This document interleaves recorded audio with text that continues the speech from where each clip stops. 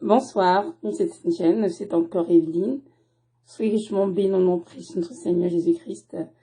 Avec le compte de toutes ses grâces et vous donne vraiment beaucoup de courage, d'endurance et de force pour ce temps de la fin, pour vaquer à la prière et aussi aux choses nécessaires pour l'avancement du royaume de Christ. Donc voilà. Aujourd'hui, nous sommes le 29 août 2020. Mon message portera sur le thème être honnête envers soi-même. Oui, mes frères et sœurs en Christ, il est important d'apprendre en tant qu'enfant de Dieu, être honnête envers soi-même. Il y a des chrétiens qui ont cette tendance à jouer un double rôle. Dans la maison, ils ont un visage. Et hors de la maison, ils ont un autre visage. Sachez que ceci déplaît fortement au Seigneur. Pourquoi? Parce que notre Dieu est un Dieu de vérité. Et l'Esprit Saint qui nous a envoyés pour nous consoler, nous enseigner, nous guider, nous conduire dans toute la vérité, l'esprit de vérité. Et il ne saurait se complaire dans le mensonge. Il est important que nous comprenions que Christ est mort au Golgotha pour ôter le péché de nos vies, pour que nous puissions marcher en pleine lumière, c'est dans la vérité de Christ, dans la parole du Seigneur. Et la parole de Dieu nous a été envoyée pour nous modeler, pour nous façonner, pour nous changer. Donc, si nous voulons que Dieu agisse dans nos vies, il était que nous soyons honnêtes envers lui-même et envers nous aussi déjà en passant. Il était que nous soyons capables de dire, oui Seigneur, je reconnais que je commets le mensonge, par exemple. Ou bien, oui Seigneur, je reconnais que j'ai un problème avec la colère. Parce que si, à la maison, tu es une personne qui a tendance à être colérique, qui est brusque, violent, avec, je sais pas moi, tes enfants, ton épouse, peu importe de ta famille, et qui dehors te présente devant les autres que tu es un agneau, que ce soit en ton travail, que ce soit à l'église, en fait tu as un cœur double. Car tu présentes au monde ce que tu es en réalité. Et là, il y a un problème, il y a un problème pardon, pour ceux qui sont chrétiens.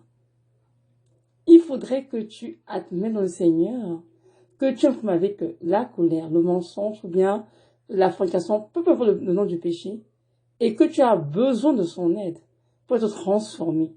Parce qu'il désire te voir, être même chez toi, être même à l'église, être même dans le temps de travail. N'aidons pas Satan à nous détruire à cause de notre manque de, comment dirais-je, notre manque de rigueur face à notre transformation.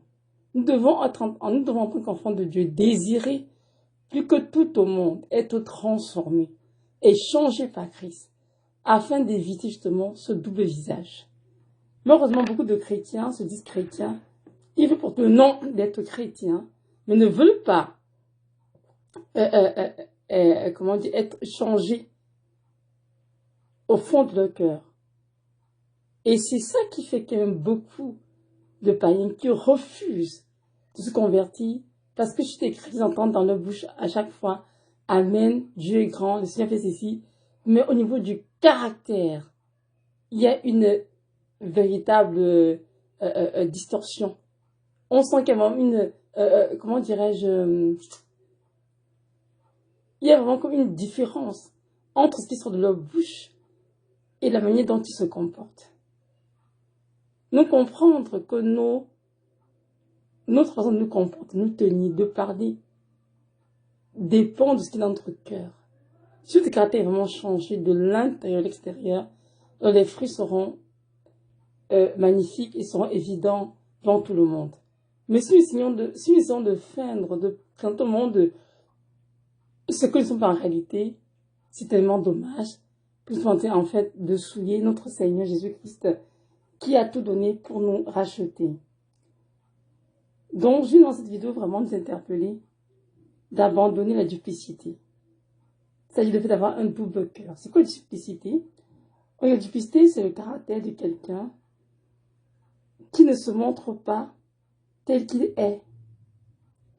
qui présente intentionnellement une apparence différente de ce qui est réellement.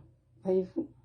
Donc, il y a des chrétiens qui travaillent à présenter intentionnellement une apparence différente de ce qu'ils sont en réalité. Et ça, ce n'est pas bien, mes frères et sœurs. En tout cas, si vous aimez Jésus et que vous voulez vraiment entrer au ciel, c'est important que vous soyez honnête envers vous. C'est important que vous compreniez que Dieu n'est pas venu comment dirais-je, vous juger, vous condamner, mais il est venu, Seigneur, vraiment, pour vous aider à changer. Il est venu aussi m'aider, moi, et venu à changer. Nous devons tous travailler en partenariat le Seigneur, afin que notre caractère soit modelé, afin que notre caractère soit dans le caractère de Christ. C'est pour ça que dans la Bible, on parle de long en large, de se dépouiller des œuvres mortes de la chair pour revêtir le caractère de Christ. Nous sommes tous avant dans le péché à fond, dans plusieurs péchés. Mais lorsque nous allons accepter notre vie, nous allons accepter justement que Christ nous transfère des ténèbres à son admirable lumière et qui change notre cœur et qui change notre caractère afin que nous puissions porter vraiment le nom de chrétien, c'est-à-dire comme Christ avec mérite en fait. La parole de Dieu est pour nous comme un miroir. C'est la parole de Dieu qui nous transforme. Elle est du Saint-Esprit, bien entendu. Lorsque nous avons la parole de Dieu, nous pouvons voir les choses que Dieu nous reproche. La parole de Dieu est très claire de ce que nous avons en compte. Oh tiens Seigneur, je suis en colère. La colère est une bonne chose que je change. On dit la parole de Dieu, on se rend compte que oh Seigneur, tiens, je m'habille mal. Je me dis pas des samans, il faut que je change. Sur notre parole de Dieu, on se rend compte que oh Seigneur, tiens, mes propos sont parfois déshonnêtes, obscènes, il faut que je change de façon de parler. Quand on parle de Seigneur, quand on parle de Dieu, on se rend compte que ah tiens Seigneur, je suis une personne qui convoite beaucoup. Alors que ce n'est pas la convoitise, il faut que je change. Donc, la parole de Dieu est pour nous est comme un miroir. Et ce miroir va nous aider à être honnête envers nous. On a dit, Seigneur, lorsque je lis cette parole, je reconnais que moi, Evelyne, j'ai un problème, par exemple, avec la convoitise. Et je dois changer parce que Dieu n'aime pas la convoitise. Mais si je lis la parole de Dieu, je vois bien qu'il veut la convoitise. Et que je convoite en secret dans mon lieu secret. Et que devant les frères et sœurs ou devant les amis, j'essaie de faire d'être une personne que je ne suis pas. C'est-à-dire, je fais semblant comme si je ne convoite pas, comme si je condamne cela, alors qu'au fond, je nourris cela. Ça, ce n'est pas du tout normal et bien. Pourquoi? Parce que ça sera dans notre vie une occasion de chute que ça va utiliser pour bien nous piéger. Nous devons comprendre que nous sommes appelés tous à être transformés. Et la transformation du chrétien, évidemment, elle est graduelle. Mais nous devons tout de même désirer, en tant qu'enfant de Dieu, de désirer ressembler à Christ. Et pour le ressembler parfaitement, il faut vraiment que nous, que nous dépouillons justement de tous les œuvres de la chair, de tout ce qui est péché, afin de revêtir le caractère de Christ. Lorsque nous disons Jacques chapitre 1, on nous parle de l'importance de les auditeurs oubliés. Pourquoi? Parce que la parole de Dieu pour nous est justement un miroir. Et dans ce miroir, on se voit tel que Dieu nous voit, en fait, tout simplement. Peu importe le nombre de péchés auxquels on est confronté, Dieu les expose tous. Mais la prochaine étape, c'est parce qu'il veut nous voir justement renoncer à ces péchés et changer par son aide et par le Saint-Esprit, bien entendu. Donc, un enfant de Dieu ne saurait se complaire dans la duplicité en passant toute une vie dans les chutes chrétiens à l'église. Chez lui, il est visage A, et à l'église, c'est visage B. Ou bien devant les amis, les collègues dehors.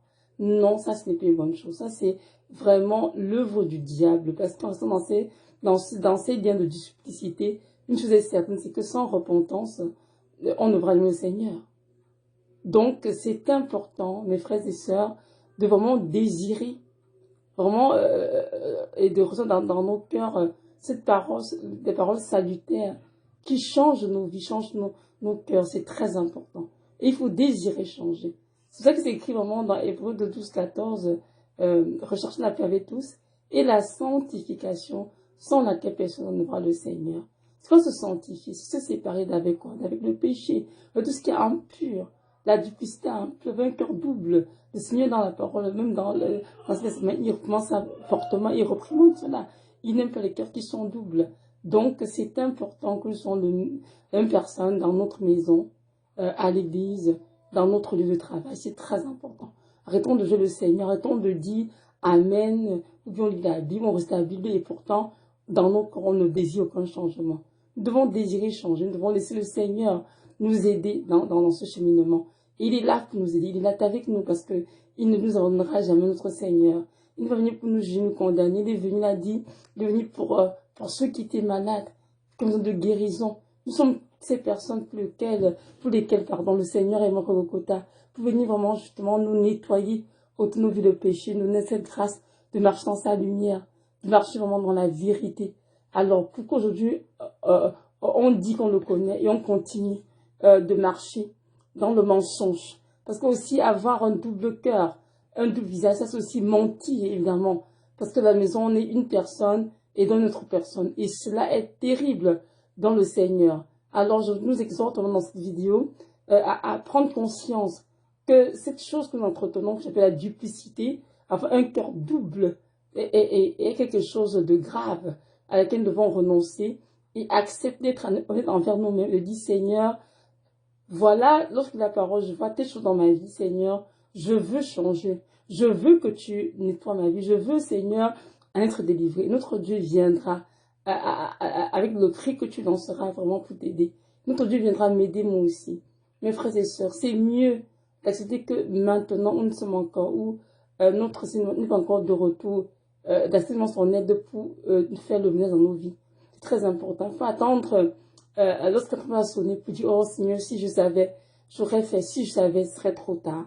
C'est maintenant qu'il faut te réveiller, c'est maintenant qu'il faut dire, Seigneur, je ne veux plus avoir un cœur double, je ne veux plus avoir deux visages, je veux être la même femme partout où je passe, je veux être le même homme partout où je vais, Seigneur, je veux être la même femme chez moi, hors de ma maison, je veux être le même homme chez moi, hors de ma maison.